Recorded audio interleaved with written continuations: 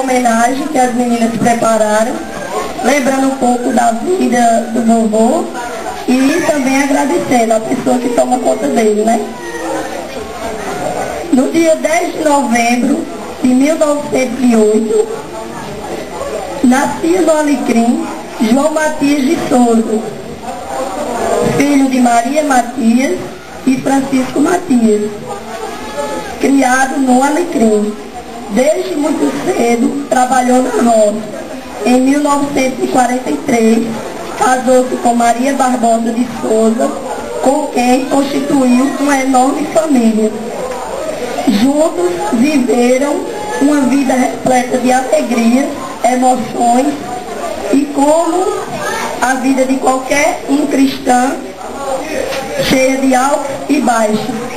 Em 1993, tiveram a graça de comemorar bodas de ouro. Por um triste golpe do destino, sua esposa veio a falecer em dezembro de 1993. Mas nem por isso ele se mostrou fraco. Pelo contrário, se manteve firme e forte na educação de 12 filhos de sangue e uma de coração, 58 netos, 45 bisnetos e um tataraneto. Todas as pessoas que admiram e amam muito seu João Matias, mas hoje, em especial, queríamos agradecer a uma filha que, apesar de todos os problemas encarados por ela, continua lá, tomando conta de vovô. E hoje, dona Edith, queria lhe agradecer por tudo o que você tem feito com o João Matias.